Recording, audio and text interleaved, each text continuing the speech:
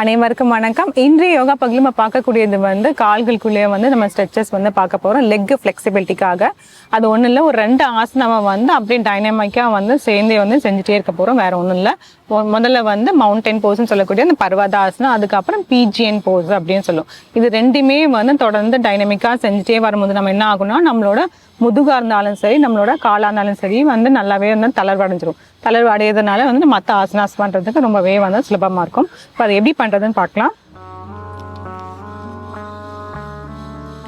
பர்வதாசனம் பண்ணும்போது இந்த முறை வஜ்ராசனம் நல்லா உட்காந்துட்டு கைகள் வந்து நல்லா முன்னோக்கி வந்து நீட்டிடணும். இந்த அளவுக்கு வந்து உங்களுக்கு ஸ்ட்ரெச் ஆகுதுன்னா கை பொசிஷனை வந்து நம்ம மாற்றவே கூடாது. இந்த கை பொசிஷன் அப்படியே வந்து இருக்கணும். இதுலேருந்து அப்படியே முட்டி போட்டுட்டு அப்படியே வந்து இப்படி பின்னாடி வரணும். பர்வதாசனம் வரும்போது வந்து நம்மளோட குதிக்கால் வந்து கீழே இருக்கணும். இதில் இருந்து அப்படியே வந்து பிஜிஎன் போஸ். பிஜிஎன் போஸ்னால் நம்ம வலது கால் எடுத்துகிட்டு வந்து இப்படி மடித்து அப்படியே வந்து கீழே வைக்க போகிறோம். இந்த டோ வந்து இப்படி ஃபுல்லாக வந்து இப்படி ஃப்ளாட்டாக வைக்க போகிறோம். இதில் நம்ம உடம்பும் நம்மளோட கால் பொசிஷன் மட்டும்தான் மாறும். கை வந்து இப்போ நம்ம பர்வதாசனாவில் வச்ச கை வந்து அப்படியே தான் இருக்கும். மறுபடியும் வந்து எழுந்து இப்போ எழுந்துக்கும் போது இப்படி டோ வந்து இப்படி டக் பண்ணணும். டக் பண்ணிவிட்டு அதுக்கப்புறம் இப்படி எழுந்து வரணும். பர்வதாசனா இப்போ அப்படியே இடது கால் கொண்டு வந்து வைக்கணும். வச்சுட்டு இப்படி ஃப்ளாட்டன் பண்ணும். ஒவ்வொரு இதுலேயுமே வந்து அட்லீஸ்ட் 2லேருந்து ஒரு 3 வினாடிகள் வந்து இருக்கணும். இப்போ அது அப்படியே வந்து தொடர்ந்து ஒரு 5 முறை வந்து செஞ்சிடலாம். ஒரு பர்வதாசனா ஒரு பிஜிஎன் போஸ் செஞ்சால் தான் அது 1 அப்படின்னு கணக்கு வச்சுக்கணும்.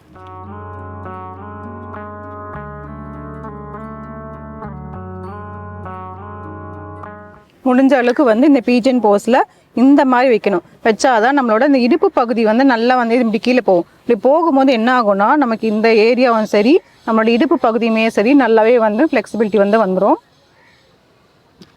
மறுபடியும் பர்வதாசனம்.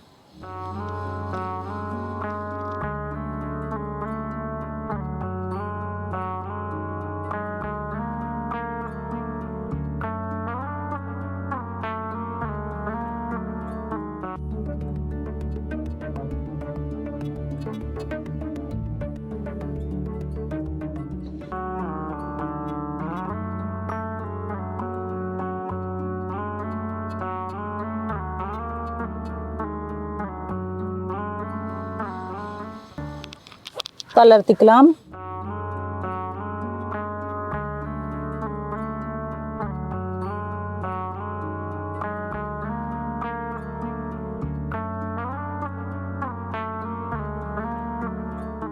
இந்த மாதிரி ஸ்ட்ரெச்சஸ்லாம் செஞ்சுட்டு உடனே வந்து அந்த பாலாசனால தான் சஷாங்க ஆசனா சொல்லக்கூடிய இல்லை சைல்ட் போஸ் எப்படி நம்ம உட்காந்து நம்ம ஃபார்வர்ட் பெண்ட் பண்ணோம் இல்லையா, அதில் பண்ணி கொஞ்ச நேரம் வந்து நம்ம ரிலாக்ஸ் பண்ணோம்னா நம்ம உடம்பு முழுவதுமே வந்து நல்லாவே வந்து தளர்வடைஞ்சிரும். அந்த செஞ்ச வந்து அலுப்பு வந்து உங்களுக்கு வந்து அவ்வளோவா தெரியாது.